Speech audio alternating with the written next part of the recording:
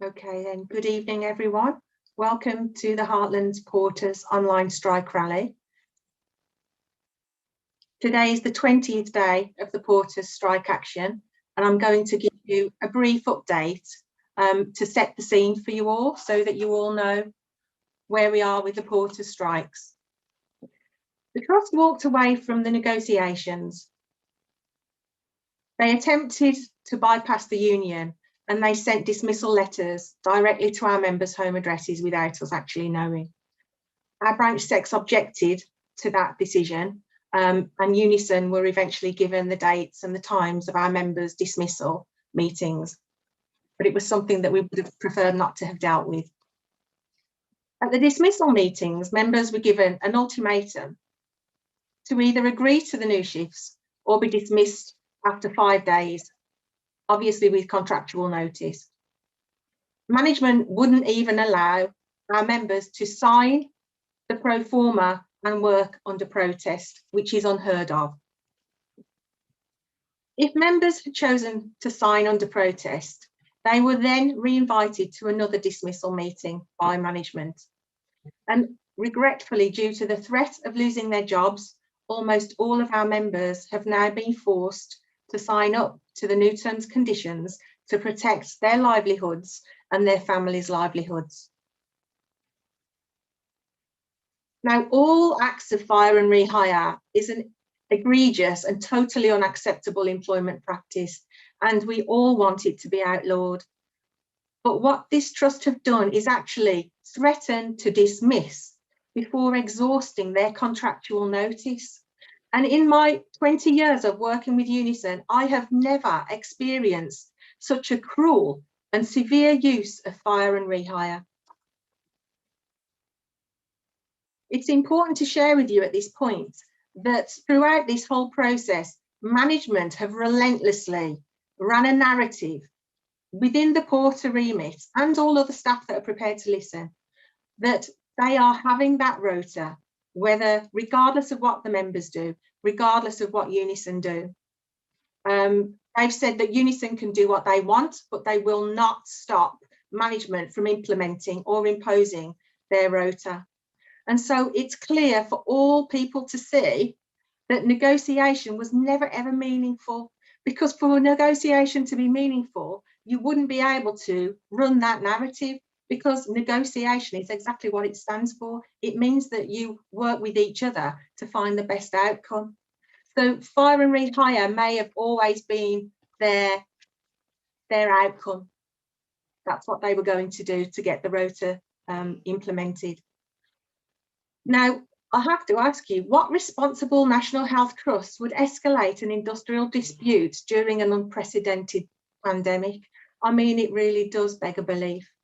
What kind of trust managers impose detrimental terms and conditions upon the workers that are saving the lives of the sick and vulnerable while putting their own lives at risk? I mean, what despicable decisions are being made by the people running the trust? Now, our members may have been coerced into signing up to these new shift patterns, but they are still striking and they are still strong and they are still fighting to collectively win this dispute. Our members are fighting not only for themselves, but they're fighting for workers up and down this country who are suffering at the hands of bad employers. Now, if you would like to help our porters, and if you're watching this rally, then I'm hoping that you're there for that reason. And if you'd like to help our porters win this dispute, I would love it if you would go to our Facebook page at UNISON Heartlands Porters and use the model letter that's there and email both the chair of the trust and the chief executive of the trust and let them know in no uncertain terms that they should withdraw this rota. It's the only appropriate thing for them to do at this stage. Not just for our porters, not just for our porters' families, but actually for the patients that are coming in and out of the hospital trust. Now, I had somebody email me this week, and they said that while they were in hospital, they saw that same porter for about 8 hours run ragged. So it isn't that there's lots of porters there. It's not that there isn't a lot of work for the porters to do. They are absolutely run off their feet. I would now like to take the pleasure to introduce our newly elected UNISON General Secretary, Christina Mcinerney. So Christina, over to you, and thank you for coming. Thank you. I hope you can hear me on this. I'm just trying to get stuff up here. You can. So thank you, Claire. Thanks for the introduction, and thanks to everyone who's on this call. And it's great to see so many people here. And can I just say, it's brilliant to see Jonathan Ashworth, Labour's the Shadow Secretary of State for Health for Labour. I'm so grateful to Jonathan for coming along today, and I'm very proud as you know, as the new General Secretary. This is the first big strike rally that I've done, and I'm pleased to be here, but obviously I'm disappointed that after all this time we're still having to have these arguments with employers in the NHS at a time like this. It's almost unbelievable that we're having these arguments today when, you know, when you look around to see what health workers have been through, everyone in the NHS has been through. I mean, I'm not trying to patronise anyone, but literally NHS staff have been the heroes of this pandemic, working tirelessly day in and day out, keeping people alive, consoling bereaved families, dealing with distraught people on phones. Everyone who does a job in the NHS, you know, cleaning, going in and cleaning wards when patients are moving out, preparing the food for people who are still doing things. And I always think when you hear of trusts coming up with wheezes like this that they think was going to save them money, it's always our members that they come after. They never go after other groups of staff. It's always our members that they come after. And, you know, just as we're celebrating NHS workers, we're joining in and saying what a fantastic job everyone has done. But it's not just the visible, high-profile doctors and nurses who, of course, do a fantastic job and are absolutely essential to fighting this pandemic. But it's everyone, it's the entire team who does this. And without everyone pulling together, without a one team for patient care, our NHS would be nothing. And that's why the action here at Heartlands is so important. You know, the employer has chosen porters as their target, and they want them to pay the price of this in the middle of the worst healthcare crisis we've seen since World War II, in the middle of the most challenging year in the NHS's existence, and as a country when we're all supposed to be pulling together to recover from this pandemic.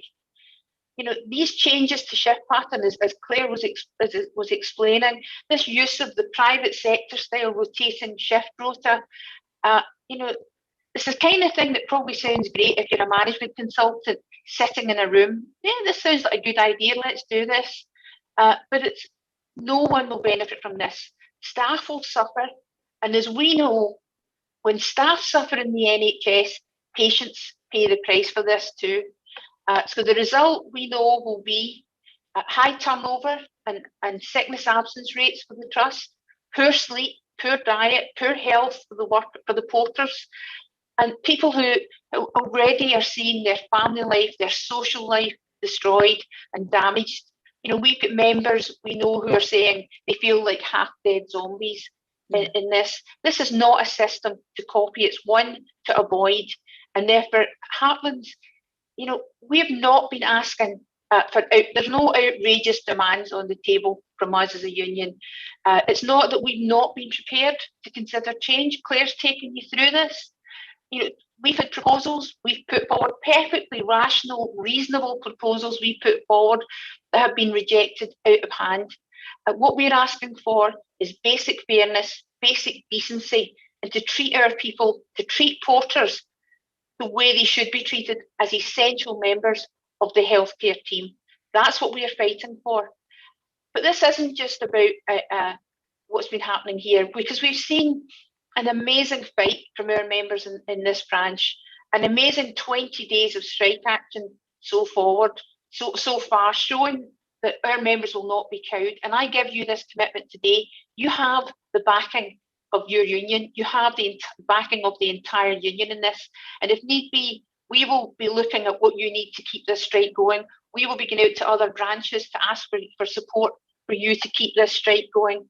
Because what this shows is this isn't just a fight that you're having to face, because we know that if tactics like this win here, tactics like the use of fire and rehire, these abusive way that employers are treating porters here, if this is successful, we know that this will be rolled out. Other people will be watching what's happening here. So this is a really important struggle for us.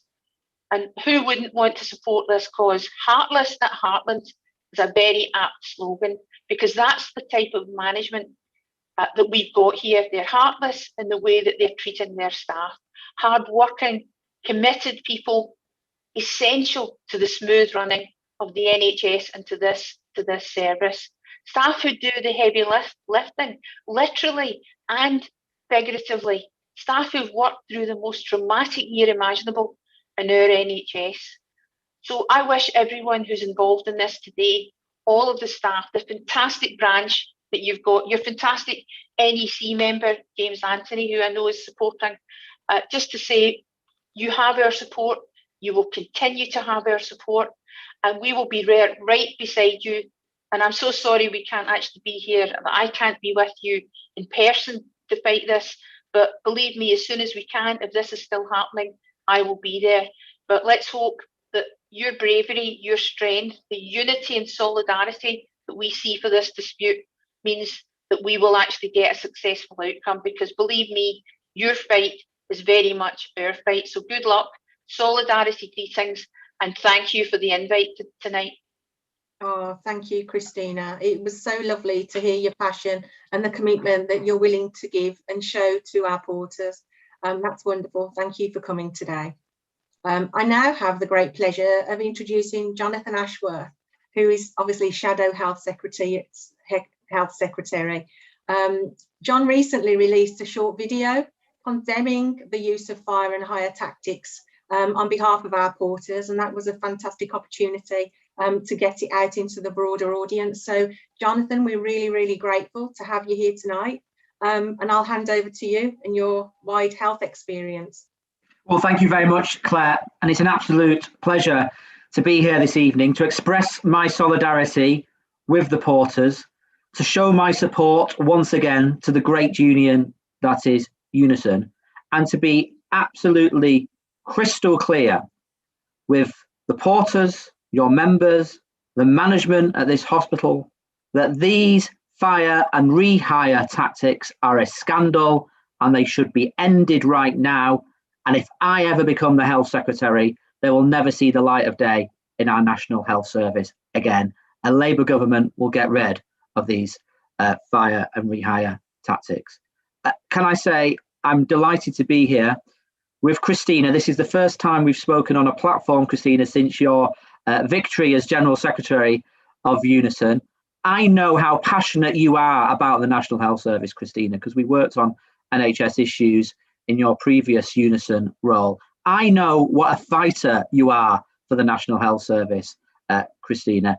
I know that if I was a porter at Heartlands, I would want you on my side, fighting for our future and our jobs and our livelihoods. And it is a pleasure to be speaking on a platform with you, Christina. I know you are going to be a fabulous General Secretary of this fantastic trade union. And it's also great to have a woman General Secretary of one of the big major trade unions as well, of course. And can I just say, we've got other good friends here tonight. We've got Preet Gill here.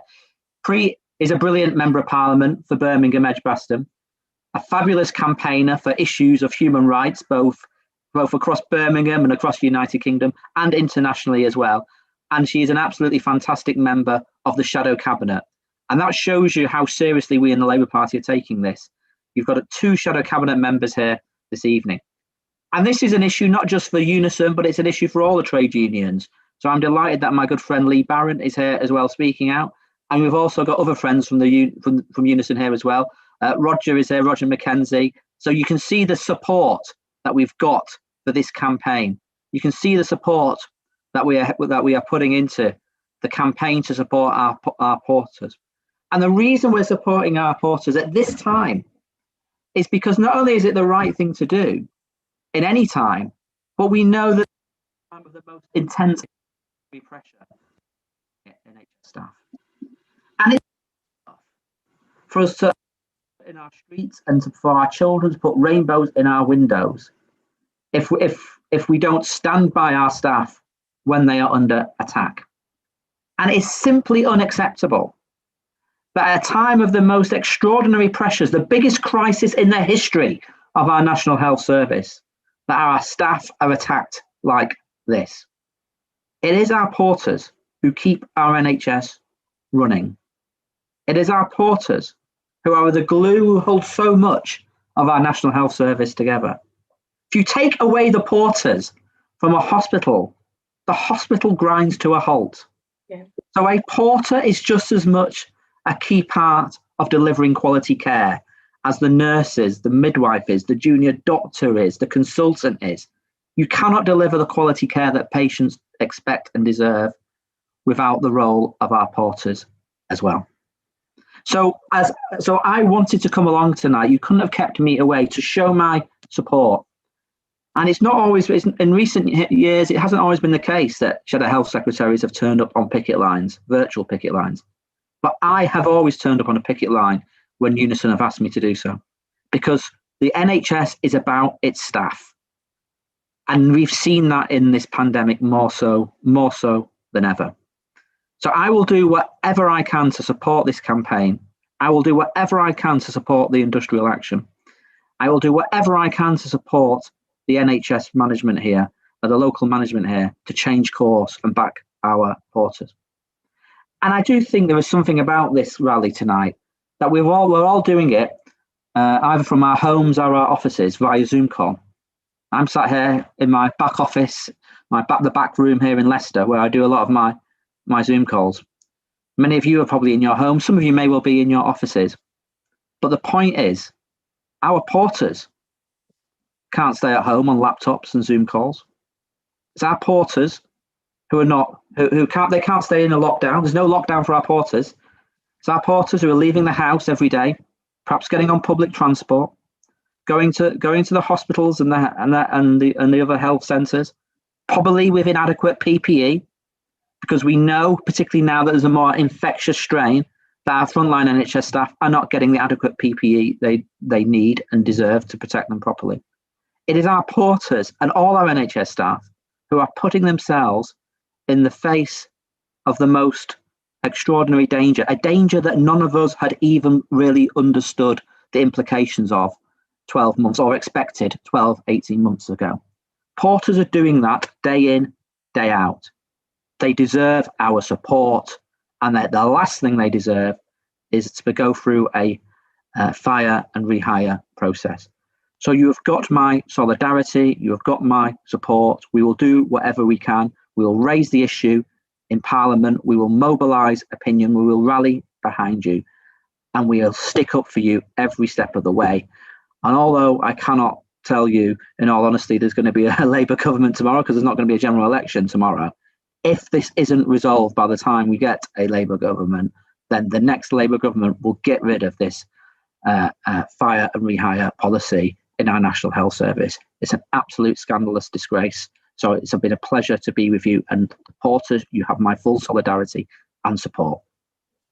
Thank you. Thank you so much, John. I'm sure our porters are sitting there now thoroughly reassured that they've got the backing and the power that they need to be able to raise this and escalate it up to the highest levels that they possibly can, or what you possibly can. So thank you again for your time this evening. I'm sure lots of you may remember the 18-month-long care workers strike.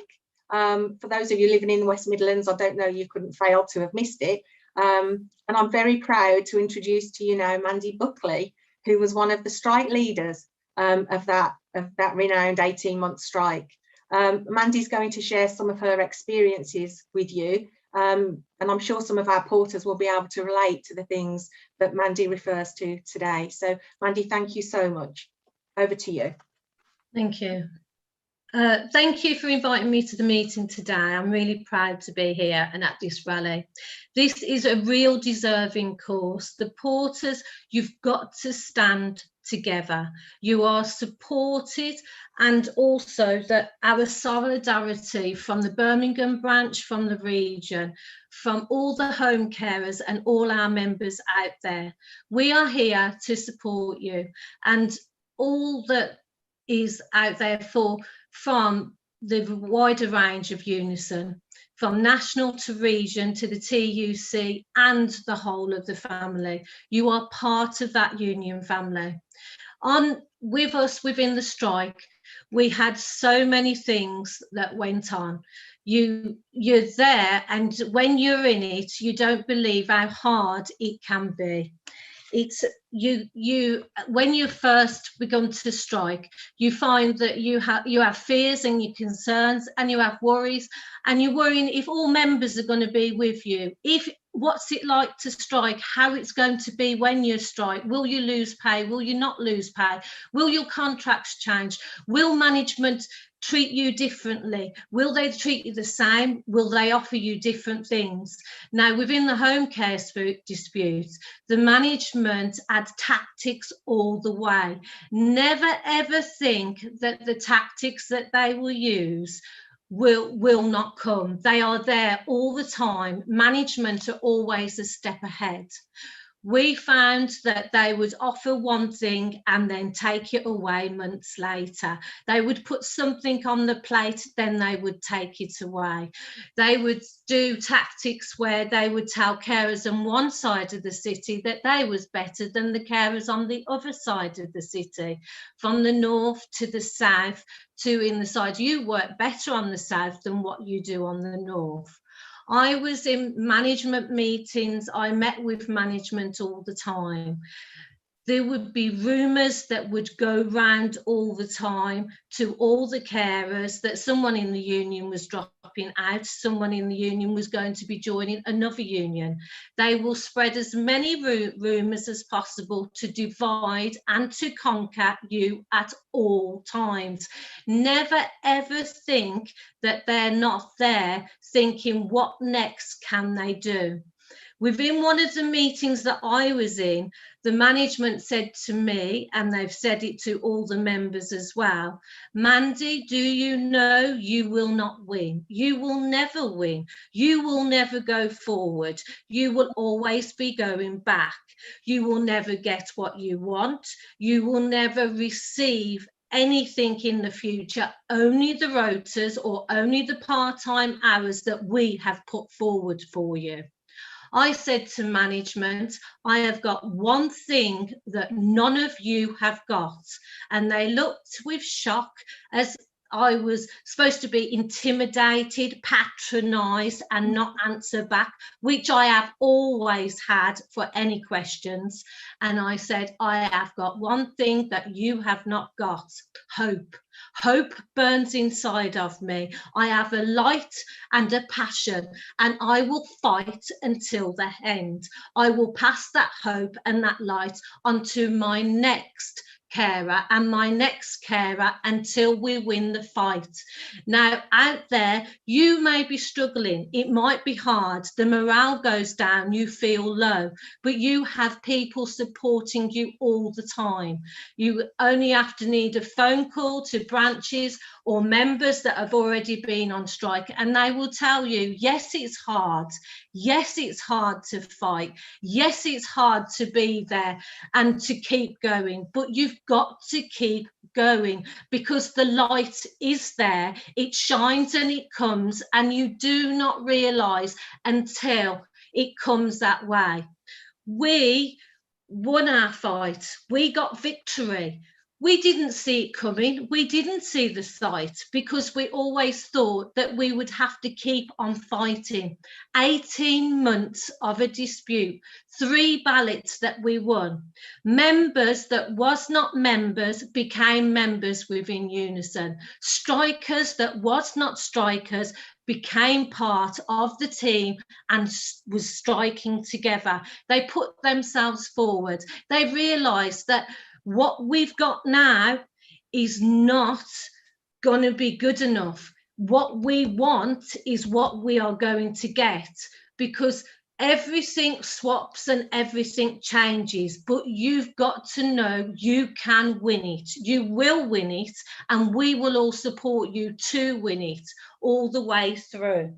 I'd like to ask all the porters out there that if you're not part of the union, please join the union. It makes a difference to you. It makes a difference to the members.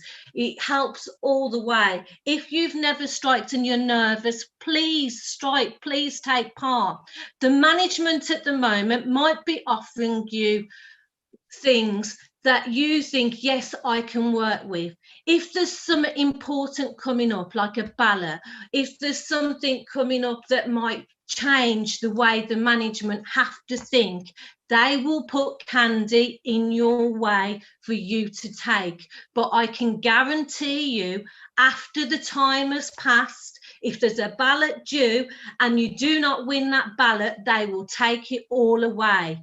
So unless it's guaranteed, you've got to stand up for what is right. You've got to stand with your comrades, your sisters and brothers. We are all in it together. Please, that's all I can say. Mandy, thank you so much.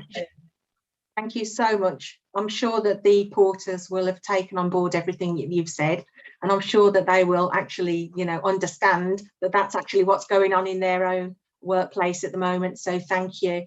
Yeah, I was just going to say, just believe in yourselves, because one person can make a change. So all of you can make a change together. Solidarity, be strong and stay together.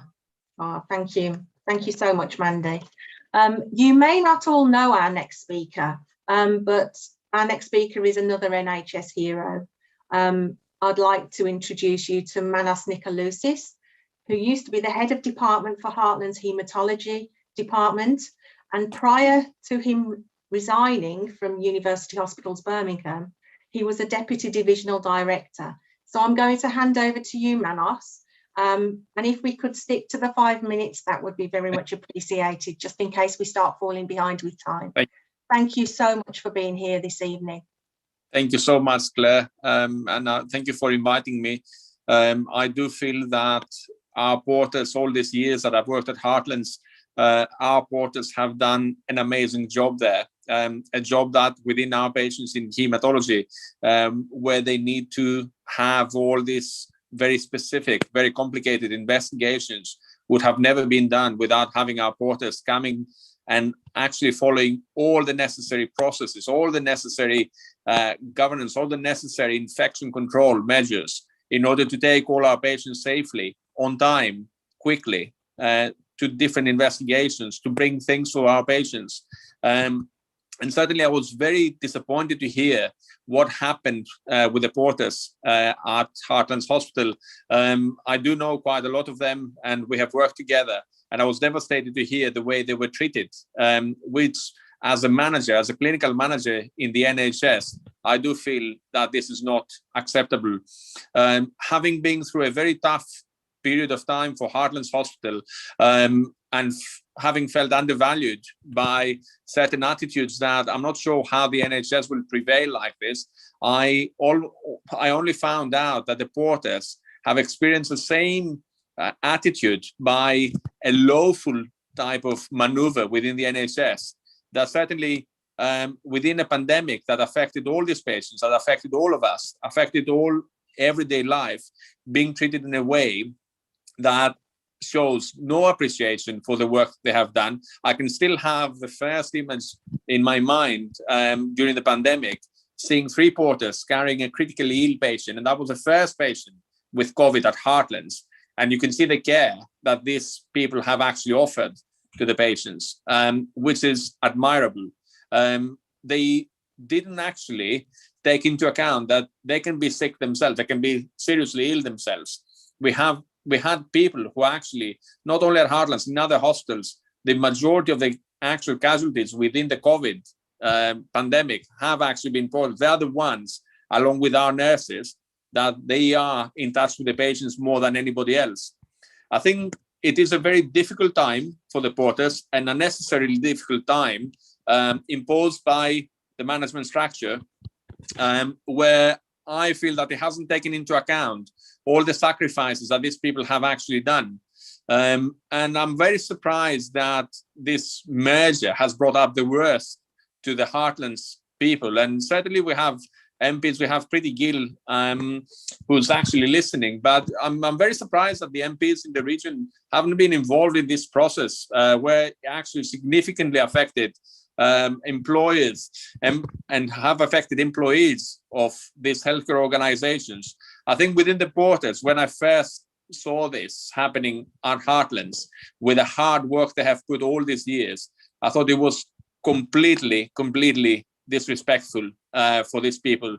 I do offer my full solidarity to the porters. I do think that it is a difficult battle, but a battle that can be won, and they have proven that they can take care not only patients, but actually they can take care any battle that comes in front of them, can take any challenge. And I think the main thing to do is to go as one all together to actually achieve what they want. As the medical community, we are behind them. We are really proud of our porters. We're really proud to be working with people like our porters in the hospital. I can only consider them as one team with all of us, with doctors, nurses, pharmacists, admin. It's one team. And I think we have to support the porters as one team within healthcare.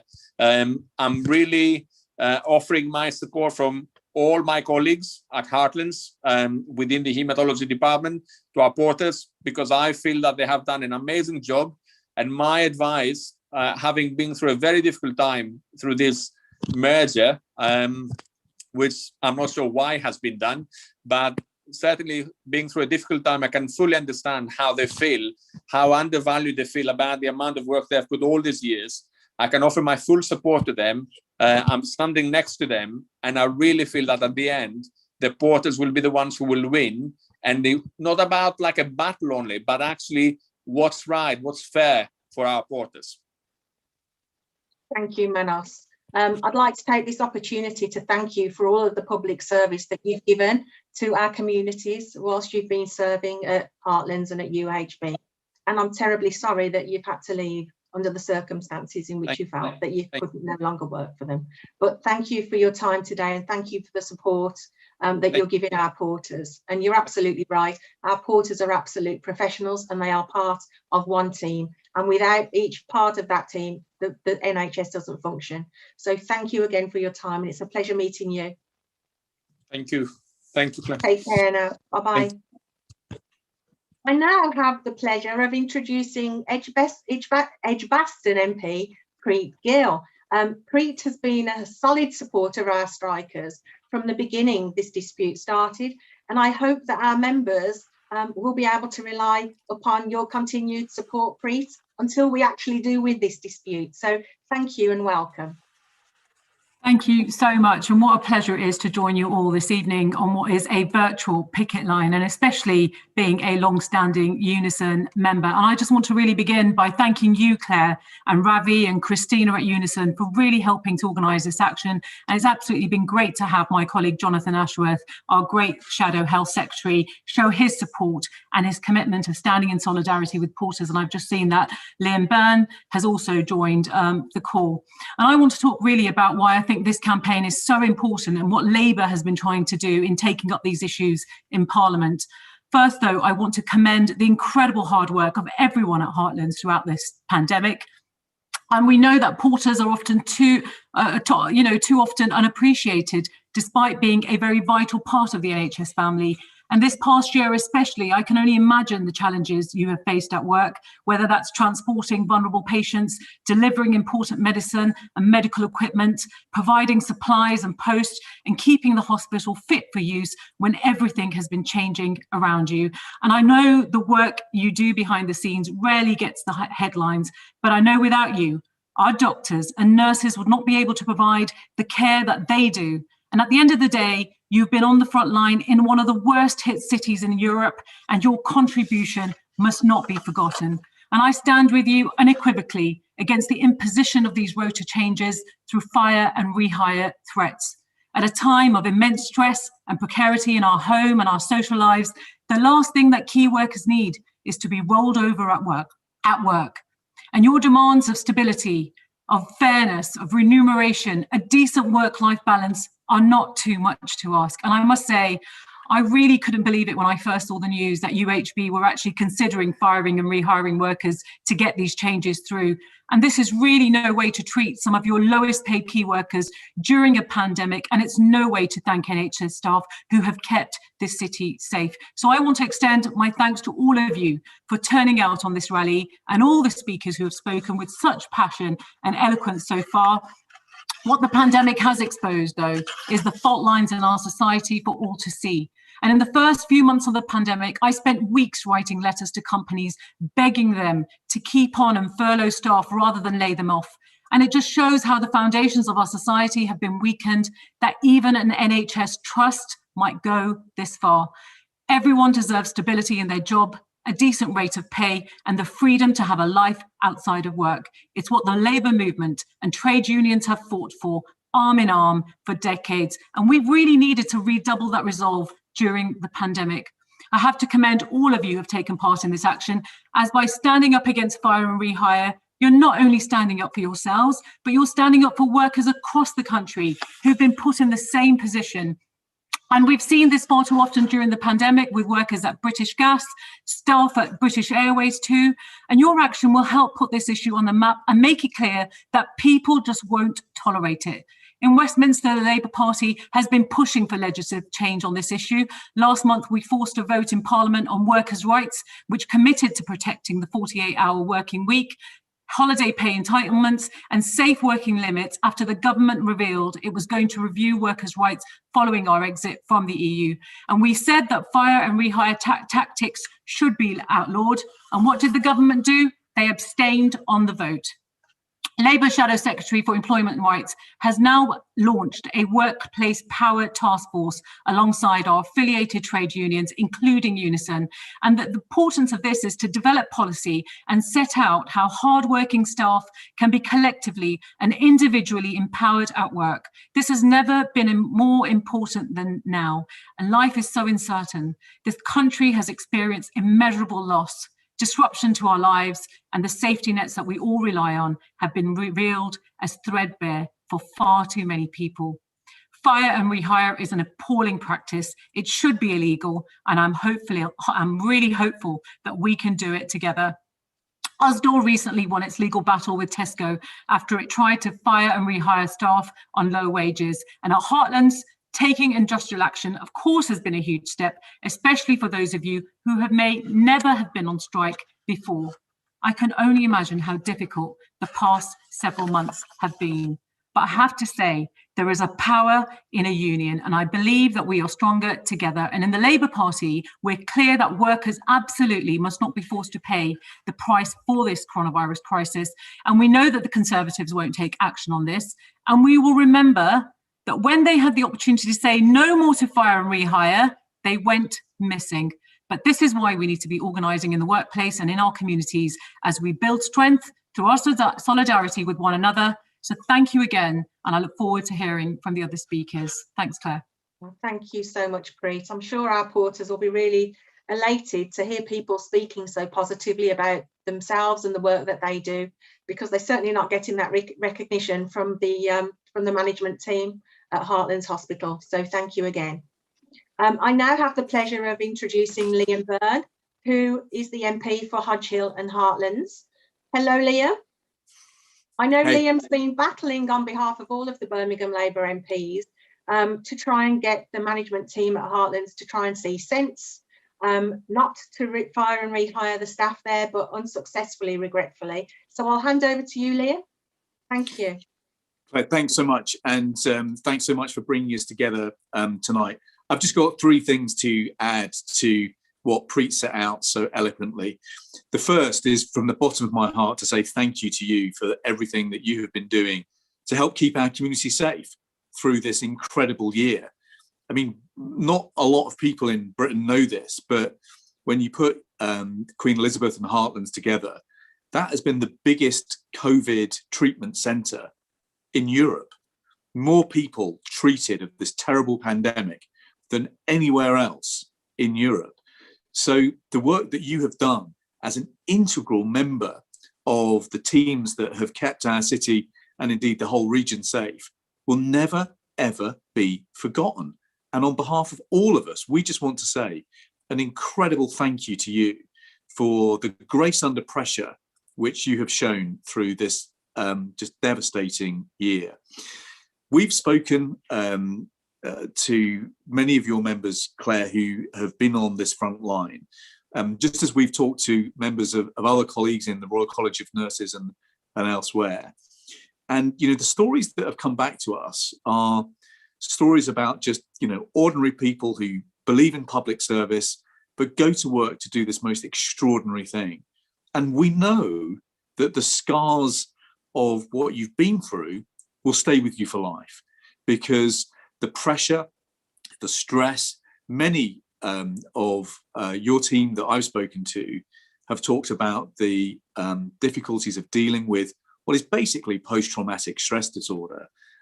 People who are weeping in their car before they go on shift, people who come off shift utterly exhausted.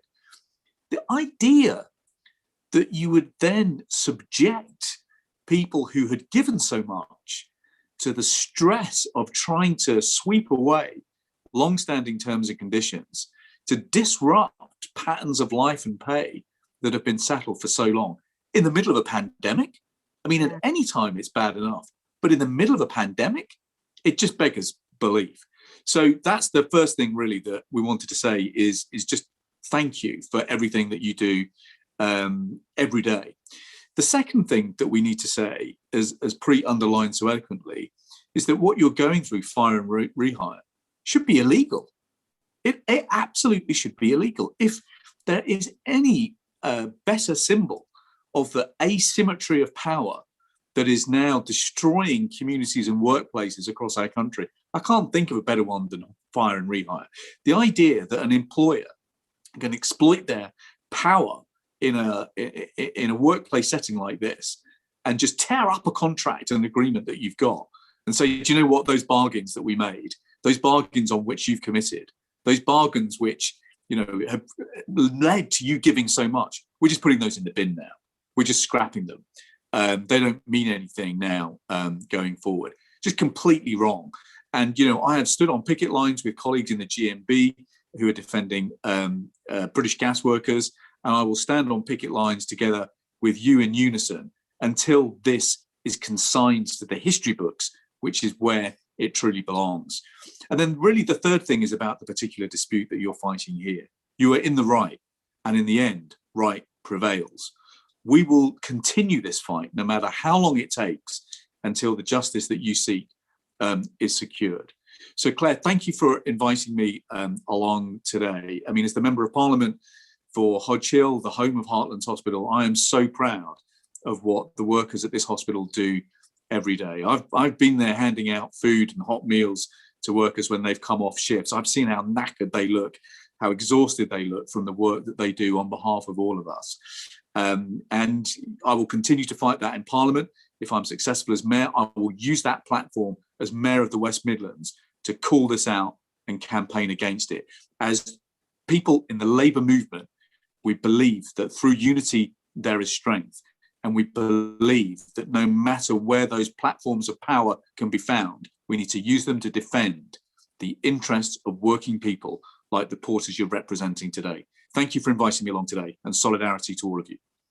Thank you, Liam. And we do know that you put your money where your mouth is, because you've been out on the picket line with us with University of Birmingham, UNISON members there too. So yeah, absolutely applaud you for the support that you're offering UNISON members during and however long this dispute lasts. Thank you so much. I now have the pleasure of introducing a speaker that's very well known and very well respected by everyone in UNISON West Midlands, which is another working class warrior named Tony Barnsley. So Tony Barnsley is branch secretary at Sandwell local government branch, and Tony is going to share with us his experiences of similar fire and hire tactics at Sandwell. So welcome, Tony, and thank you for coming tonight. Evening, Claire, and evening, everybody.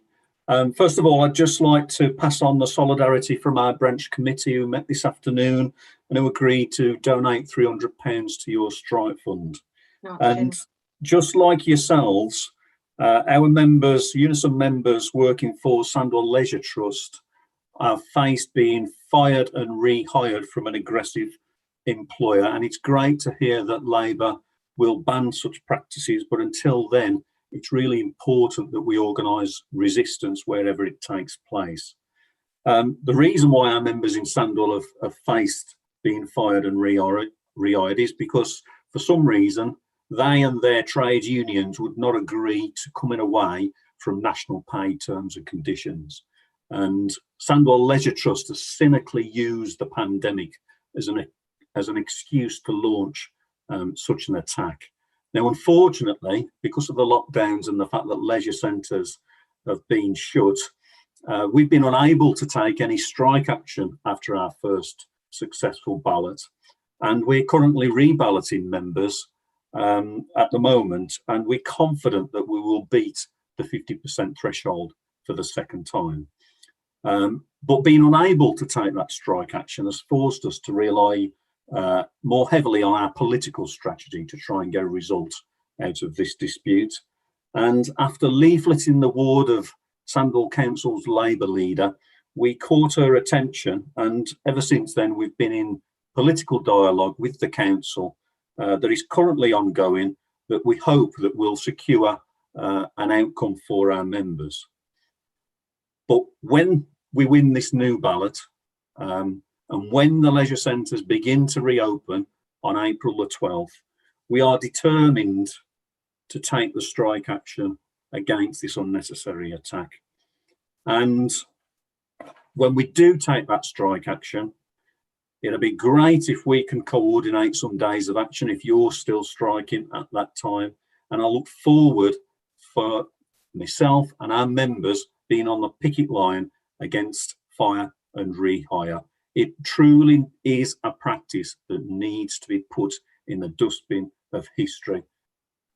Victory to yourselves, victory to the porters at Heartlands Hospital. Solidarity from Sandwell Unison. Thank you.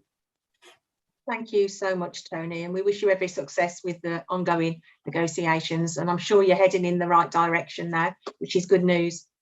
Thank you. I'd now like to introduce you all to West Midlands TUC Regional Secretary, Lee Barron. Lee can offer us a regional perspective about how workers are being treated in all sectors, not just the health sector and local government. Lee covers the whole gambit of employers. So we're very grateful to have you here, Lee, and we're very interested to hear about how fire and rehire is being used across the whole of the West Midlands, really, by all sectors of employers. Thank you. Thanks, Claire, and I'm delighted to be here tonight to bring the support and solidarity from the TUC, not just in the West Midlands, but the whole of the Midlands region. 48 affiliated organisations that represent just over 1.1 million working people are showing their support for you tonight. I spoke to Frances O'Grady today, the General Secretary of the TUC, who's asked me to pass on her support and solidarity for you and the stand that you're making, and also from us from the TUC to say thank you to the porters for being key workers, for being on the front line, for putting themselves, putting themselves at risk for others that they care for. And I just think that it's so important to say that, because very rarely do you actually hear that. And I'd also like to turn around to them and say thank you for having the courage to make a stand, for having the courage to stand up, because all too many times working people, particularly during this pandemic, have faced these ongoing attacks and onslaughts. On the evidence that we've got, 1 in 10 working people have been asked to reapply for their own jobs on worse terms and conditions. For 16 to 24-year-olds, it's 1 in 5. Unscrupulous employers have attempted to use this pandemic in order to make the cutbacks and in order to attack workers' terms and conditions. And frankly, that's not acceptable. So the stand that you're taking, as was said earlier on, I think is a stand for so many others, not just yourself. So absolute and utter solidarity as far as that's concerned. And you've heard about, I think, everything that's got the name British in its title has attacked British workers. British Gas, British Airways, British Telecom are now at it. You know, they're turning around, as I say, and using this as a way in which they can reduce people's terms and conditions. And the other reason I wanted to be here tonight is I wanted to bring support from others. I've been on picket lines in my working life. And I'll tell you something else, sometimes, even in the best of the days, then picket lines can feel a bit of a lonely place. You know, you're standing there on your own, fighting against your boss and everything else, let alone what it must be like to be doing it halfway through a pandemic. So I wanted to bring the support so that you know that when you stand there or when you're online, you don't stand there alone and you're not online alone. People are with you and people absolutely and utterly support you. And what I wanted to do as well, just as a final kind of offer, is to turn around. I heard you say earlier on about writing to the chief executive, about writing to the chair and all that. You know, I'm wondering, Claire, whether or not following this, because what I don't want to do is just have this online rally, everybody closes down, and then we move on to something else. What I'm saying is whether or not there's some sort of pressure that the TUC can put on in relation to the employers to get them back round the negotiating table, whether or not that includes ACAS, whether or not we can get some sort of joint effort going in there. Because I'll turn around and say this to any employer. You get in a dispute like this that's taken 20 days of industrial action. Don't sit there and say it's that union's fault. What I'll say to employers is this: you get the union you deserve. And if you treat people like that, then people are going to turn around and they're going to fight back and they're going to stand up and say that ain't on. It's their failure. If they can't manage with consent, if they can't manage with people, if they can't make changes that deliver, then it's a failure of management, not a failure of yours. And I think that what we should do is to turn around, and if the TUC can help in that, in trying to find some sort of resolution to this, I'm more than up for that. And my door is absolutely open to UNISON and to the porters. So I'd like to finish off by saying we're with you 110%. The way in which you've made this stand, the courage that you've shown, don't back down now. Now's the time to stand up and to double that effort and make sure that we can get through this. You heard from Mandy earlier on. This can be done and it will be done. And whatever the TUC can do to help, I'm there for you. Thanks very much indeed. Thank you so much, Lee. If you could thank Frances O'Grady for her support, that's fantastic. And I would definitely like to take you up on the offer of using yourself and the TUC to be able to try and negotiate with the employer. But they have been really intransigent. They haven't been, the negotiations haven't been meaningful, but that doesn't mean that we shouldn't try. So yeah, thank you for your suggestion, and I'll contact you maybe tomorrow or maybe early next week. Thank you very much. Our next speaker needs no introduction in the West Midlands, of course. Let me welcome Roger McKenzie, our Assistant General Secretary. Last but not least, Roger. Thank you, Claire, and thank you for all that you do. Can I begin my contribution by saying I just want to pay respects to one of our UNISON family, Dawn Downs, who passed on today, having caught COVID and fought a valiant battle against that virus, but sadly lost that battle. And today, one of our own, one of our family, who stood up and did the job, not only as branch secretary George Elliott just up the road, but also caring for people, because that is what UNISON members do, caring for people during this massive public health emergency. I'm so proud to be able to bring my support to this dispute, as I did at the last rally. And one of the things I said then, I just want to repeat: staff at Heartlands, all of the NHS family, were people who were responsible for caring for my mother when she was dying at Heartlands Hospital a couple of years ago. People who go unsung, don't ask for thanks. All they want to be done, all they want to happen is for them to be treated properly in the workplace. Treating people properly in the workplace is not sacking them and rehiring them on worse terms and conditions. Treating people like there's something that they scraped off the bottom of their shoe. going out on a Thursday night, applauding people, and then turning around and treating them with such disdain, such disrespect. These people should be thoroughly, thoroughly ashamed of themselves. And it's not the only place where this is happening, sadly. This is happening, as other people have said, as other speakers have said, right the way through the country.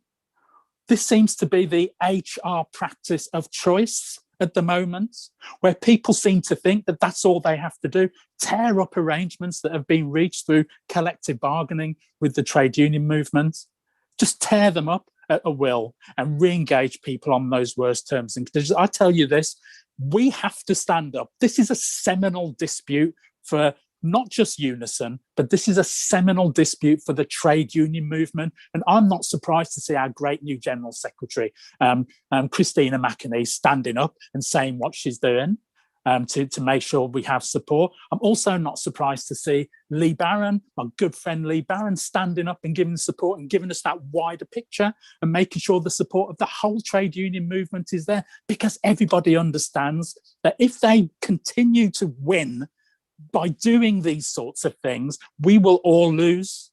So what do we do about this? What we do is we build strong, effective union organisation. We make sure that as many people join our union, and we make sure we've got strong organisation on the ground, because everybody, and Mandy made this point earlier on, we win when we're strong. We don't win when we're weak. And it's as simple as that. So we stand together, we stand strong together.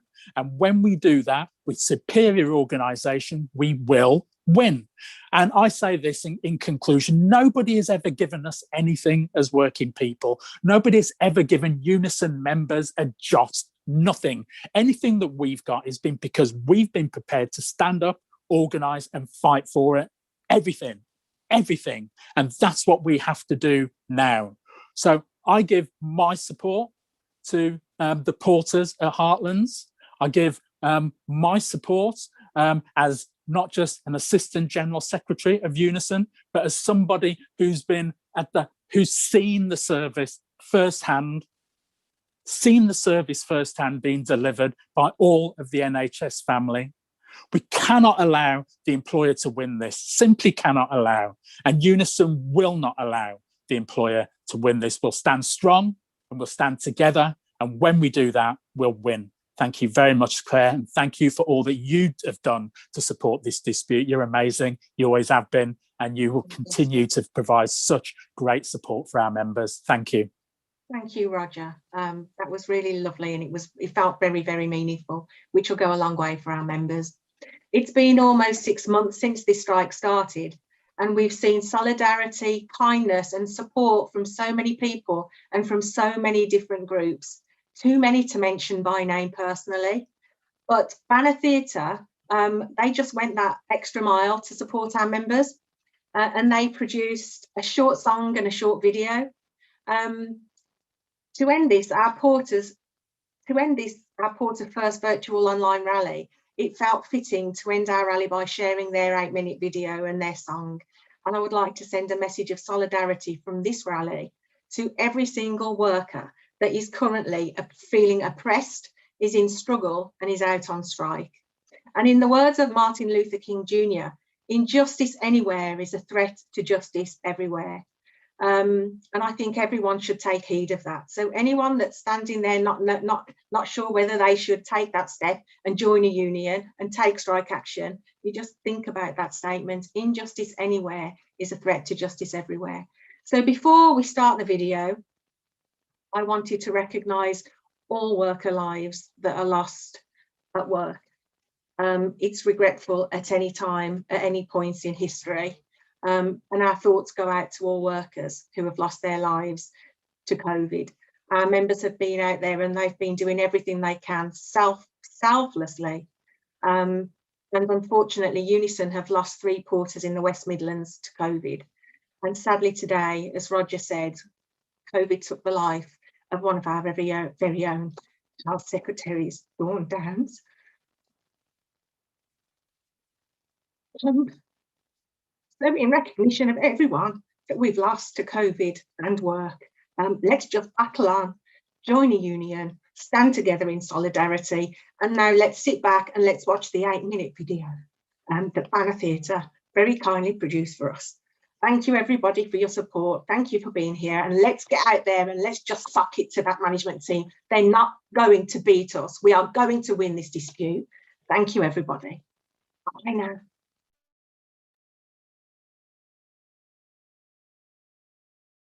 I work for Heartlands Hospital, which I've been there for 23 years. I enjoy my job, and because of last year with COVID-19 coming out, the morale has gone really, really down. One thing, the morale with the porters is having this letter saying that they're changing all the shift patterns, which is bad because majority of them aren't able to do this 9-tier rotational shift pattern. It's 9 different start times throughout the day. You'll be doing a couple of days of one shift, and then you have a day off, a couple of days of the next shift, and it just goes on. We've got so many porters have got like commitments, carers, taking the kids to school, child minding and things like that. They just won't be able to cope. I mean, how much of a failing can this be that a publicly run National Health Service trust is actually taking these steps to actually dismiss their staff and re-engaging them because negotiations have failed? And the reason the porters have taken this strike action in the first place is because many of them are going to have to leave, and this proposal is life-changing to them. It's not a choice. It's not because they're being difficult. They genuinely don't have the ability to cover all of those shifts.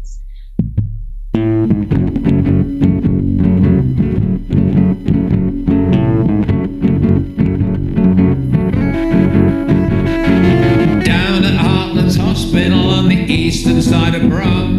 For the heart and soul of the NHS, there's the battle to be won. They want us sack as porters, make us sign on the dotted line. And it's goodbye workers' unity and goodbye workers' rights. We're on the picket line cause they want more for less. We're the Heartlands porters defending the NHS. We're on the picket line, standing side by side. We're the Heartlands porters and we are gonna fight. It was UNISON's view that she needed to be actually in the trust, trying to resolve this industrial dispute rather than dancing on Strictly Come Dancing. Jackie Smith's the big boss, she's chair of the trust. Ripping the heart from Heartlands, she's gonna go for bust. We're fighting this pandemic, in case you didn't know, while you were promenading on the Strictly Dancing show. With your flexi hours and flexi days and bloody flexi pay, you want us to dance to your dirty tune and sign our lives away. But we don't like your rhythm, we don't like your moves. We're fighting for survival while you shimmy, twirl and groove. We're on the picket line cause they want more for less. We're the Heartlands porters defending the NHS. We're on the picket line, standing side by side. We're the Heartlands porters and we are gonna fight.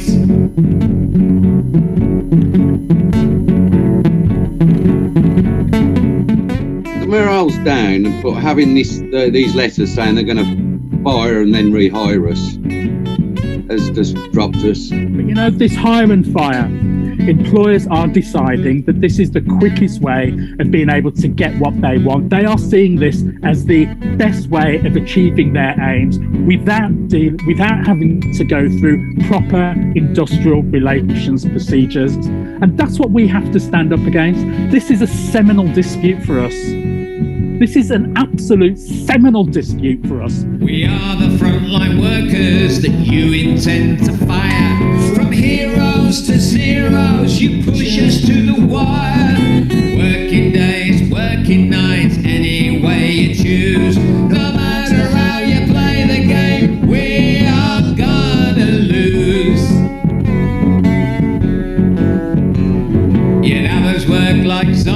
families chained to a rotor scheme. No time for home or family, you strip away our dreams. We won't take your hide and fire so smithy on your bike. We are the Heartlands porters and we are out on strike. We're on the picket line 'cause they want more for less. We're the Heartlands porters defending the NHS. We're on the picket line, standing side by side. We're the Heartlands porters and we are gonna fight.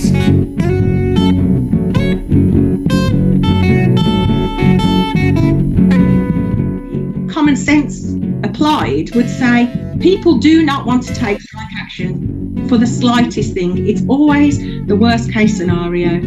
And one would hope that common sense would prevail and they'd step in and say, this is enough. It's gone far enough. We respect and value the role the porters play. And that just hasn't happened. And it is just so disrespectful to see my members going in, putting their life on the line day after day after day in the name of public service and their local communities. And they are just being ignored and trampled all over by management.